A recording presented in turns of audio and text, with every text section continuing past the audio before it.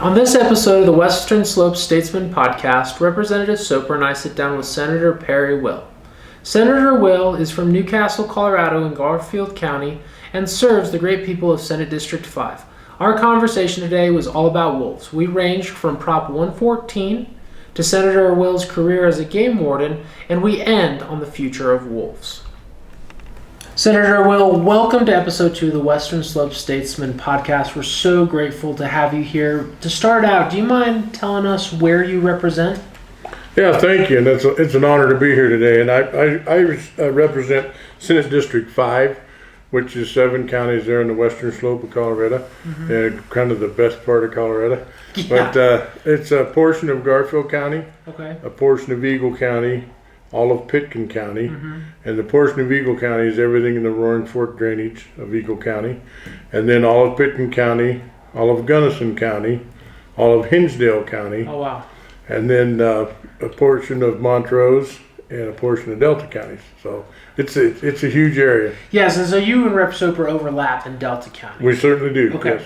Awesome. So would you mind telling us a little bit about how you got into the legislature? Because I know you served in the House before you served in the Senate. Right. I've served with Rep. Soper at the House for 4 years, and but how I got into the legislature was there was a vacancy opening that Senator Rankin was moving to the Senate, and I'd always wanted to do it. I'd always wanted to be in the legislature, and mainly because I used to complain about what the legislature did. When I worked for CPW, and the opportunity presented itself, so I threw my hat in the ring and got into the House. And then when Rankin left the Senate, I filled a vacancy behind him in Senate District 5. Oh, wow. So I hope he becomes governor. I'll follow him. Absolutely. So, like you said, you used to work for the Colorado Parks and Wildlife. What exactly did you do for CPW? Yeah, over 40 years I worked wow. for him. Had a great career. I was a game warden for them for most of those years, and then I spent a stint of about 7 years as a roving game warden all over the Western Slope. Kind of in the same district that I just described as my Senate district. And then I spent 14 years of my career as a supervisor. A small stint in Montrose, and then the bulk of my supervisor duties and career was in Glenwood Springs. Okay, so I don't really understand. So what exactly does a game warden do on a day-to-day basis? Well, that depends. Okay. But we deal a lot, obviously with hunters and fishermen, right? Okay. And then we do all the game management, do all the flights, all those on the game classifications. Okay. We handle conflict bears, we handle conflict lion, everything to do with that with landowners and livestock producers. And it's a law enforcement position, right? You're a commissioned officer for the state of Colorado, and we protect the licensing structure and everything else with the with the management of the game in Colorado. Awesome.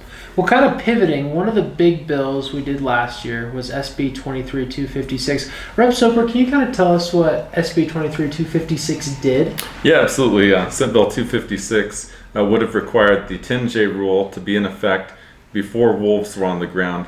And going back to Proposition 114, which was passed overall by the people of Colorado by the thinnest of margins, it required that Colorado Parks and Wildlife introduce wolves or take the necessary steps to introduce wolves by December 31st, 2023, and that they had to be west of the Continental Divide. The entire state voted on this. There were only a couple of counties or a few counties on the Western Slope that barely voted yes. All the rest came from Denver, Boulder, even El Paso County were the ones that voted for it because it didn't affect them. And so what we wanted to make sure is that we had the 10J rule, which allowed farmers and ranchers to use lethal force to be able to protect their livestock. Absolutely understood. And so, Senator, what ended up happening to SB 23-256? Well, it passed out of the legislature, and obviously we were co-prime sponsors on that bill. It did pass out of the legislature with 70% of the legislators voting for it. And then the governor chose to veto that bill. Okay. And it was I still can't believe it. We handed him a policy win and a political win for the West Slope, especially for the West Slope, and he chose to veto that bill. And what's important to understand, Derek, is that you have to have landowner buy-in to be able to have any sort of a predator reintroduced like the wolf. And without the ability to manage the wolf using lethal force, you're never going to have landowner buy-in. No. And that's why it was an easy win for the governor. Absolutely. And so, Senator, in order to release wolves, CPW had to come up with a wolf management plan. Can you kind of walk us through what the best and worst things in that management plan were? Sure. So in the, and I'll back up just a little bit from as Rep. Soper mentioned, Prop 114, and that's ballot box biology, right? Yeah, no, absolutely. That is managing wildlife at the ballot box, which is absolute worst way to manage the wildlife resources of the state of Colorado. I'll start with that. But it dictated that CPW had to do this plan. And so they had working groups and made up of, wolf advocates or landowners, everyone. And they had a technical working group and then this working group. And they did a yeoman's job with those working groups and come up with a good plan. Wolves have been tried to be introduced in the state twice, and the Wildlife Commission denied them both times. So that's why they went the ballot initiative route, the advocates, to get wolves introduced into Colorado, and then got the vote, which was just a skosh over 1% passing. And but the agency did a great job with the wolf plan, and about 3 years of planning there and getting it done. And how it's played out hasn't been all that great. But the plan was great, and the working groups did a great job. Okay, wonderful. And so I know a lot of Colorado Parks and Wildlife officers on the Western Slope aren't the biggest fan of reintroduction. So why do they have to comply? What is kind of the purview, the power, the structure of Prop 114 being implemented in the state through the agencies? Well, it's dictated, right? It is dictated. It's in state statute, right? With 114, it's in state statute. So, as an officer of the state, you enforce state statutes, right? Absolutely. So it's not whether they like it or don't like it. It's the law of the land, and that's what you do. So I think most people understand that, at least wildlife professionals, meaning our game wardens and our biologists and everyone understands that, this state's pretty populated. And we're talking 6 million people, depending who you listen to, but projections and demographics up to 8 million, not too long. It's not whether you love wolves or hate wolves or wherever you're at in between. I don't think it's fair to the species to introduce them into the state, because I don't think they'll be successful. I think they'll be in constant conflict. And that's a good point, Senator Will, because when you add up the other states that have introduced wolves, like Idaho or Montana, they're very spacious states. They have a low population, which means that when you have a new predator that's introduced, they actually have a vast area that they can roam without coming into conflict with humans or with livestock. Yeah, absolutely. And now we got our wolves from Oregon, correct? And I read somewhere that these were wolves that had previously harassed livestock. Knowing the history of these wolves, what do farmers and ranchers need to look out for? Well, I can address that. They definitely came from packs that had depredation issues. Right? Depending on who you talk to, it's whether those individual wolves that Colorado got were involved in those depredations or not. It sounds like those particular wolves weren't involved with the depredations, but they were in packs that had depredated on livestock. So, that was part of the plan, that we were going to bring wolves that had issues with depredations, but as you well know, a lot of states didn't want to give us wolves. And so I think at some point, I think the governor wanted to get it done and get it done quickly. We can argue whether that, December 31st of 23 was really a deadline or not for Paws on the ground for wolves. But I think it was, somewhat hurried in my opinion. And Rep. Soper, what is the argument about December 23rd December 31st being that hard deadline? Yeah, so I was in committee, when we were pushing for Senate Bill 256. I was subbed on to Agriculture for that hearing.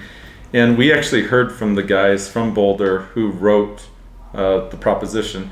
And they kept saying that December 31st, 2023 means paws on the ground. And I kept responding and I said, you may say that, but all I have to go on is words on the paper that says the department must take the necessary steps to introduce wolves by December 31st, 2023. Take the necessary steps is the key language. Yeah. And we argued as bill sponsors that taking those necessary steps actually meant coming up with a plan, having an idea of what we're going to do, how to mitigate conflict. If there is conflict, what are you going to do? Laying out a full environmental impact statement, NEPA process for how to deal with wolves. And that's taking the necessary steps. The reason why they wanted to push it is if you throw wolves on the ground in late December, all other prey, like deer and elk, they're going to be weak. They're going to have to run through snow. They're going to have many challenges. So wolf will have lots of prey that they can be able to eat and feast on to get going and establish a pack. And that's why they wanted wolves when they did. And so, Senator, if I'm a rancher and I'm worried about wolves, how do I best coordinate wolf deterrent practices with Colorado Parks and Wildlife so I can keep my livestock safe, but also make sure I'm not violating any laws? They've done a lot of good work on that, with flattery and everything else. But so I just suggest to landowners definitely get a hold of your local game warden, your local CBW officer, and they can help you out with those deterrents. But there's things like night riding and everything else. So that's a lot of the livestock producers want to know about is like, do I got wolves in my area? Because you want to be out there all night guarding your herd and there's not a wolf within 50 miles, right? So, yeah. And they've been asking CPW for that as well. But there are some ways, deterrents. Okay. They're like, they're like a lot of things. They work for a little while, and we are going to have depredations. There's no question. I think, the rancher in North Park, Mr. Gittleson, he's seen what, and those aren't transplanted wolves, right? Those are ones that migrated in, but those issues, and I think it's just the tip of the iceberg. Now that we have those 10 introduced into the state. It won't be long, and we'll start having those issues, I think, all around the state. Yeah. I'm going to jump in. The thing that really shocked me was when we had a meeting recently with Parks and Wildlife officials, and they showed us the map of where the current wolves are roaming. So it goes from Grand County to Summit County, Eagle County, up to Routt County, and that just was shocking at how 10 wolves were able to roam using their tracking collars. They could spot where they roamed, but it was a huge area that they're already going around, and I think that should be quite concerning. These are heavy tourist areas, places where people love to backpack, camp, go out into nature, and I asked the question, what do you plan on doing to help tourists who are in the backcountry if they are out there with wolves? Absolutely. And so, kind of to land the plane here, I want to hear from both of you. Where do you think we're headed with wolves in the near future in the state of Colorado? Obviously, the reintroduction is evolving, but where are we headed? Where is CPW headed? And have you heard any inklings of new legislation surrounding wolves?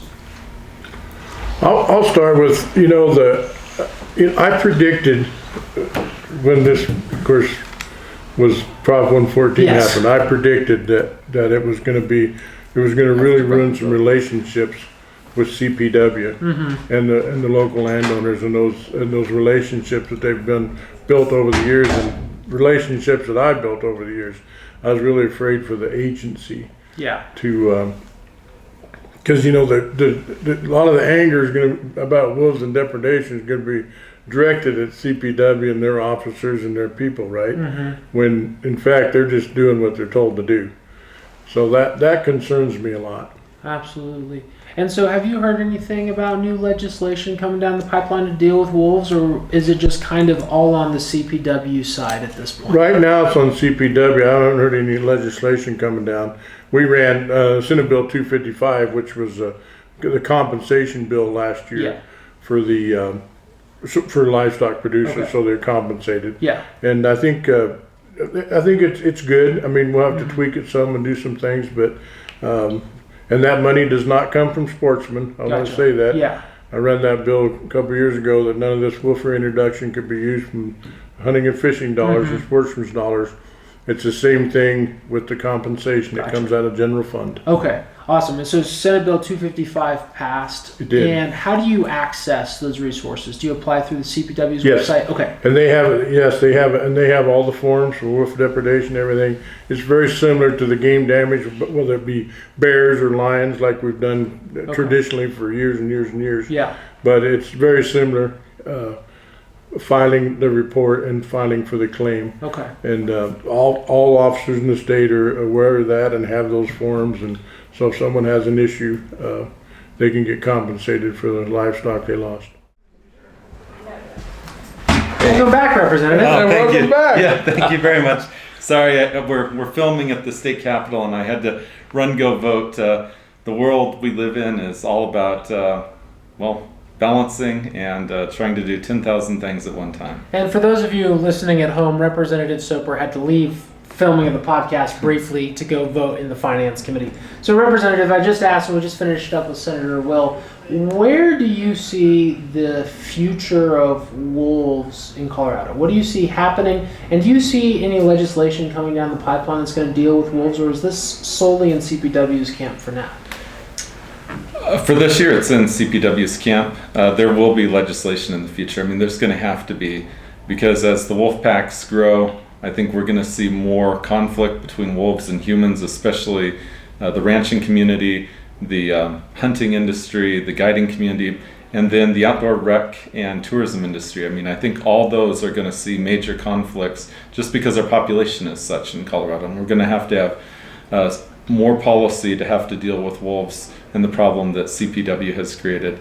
The other issue that I see concerning wolves is, as Colorado sees more conflict, I think there's going to be more pressure, particularly after this governor leaves, to do something different.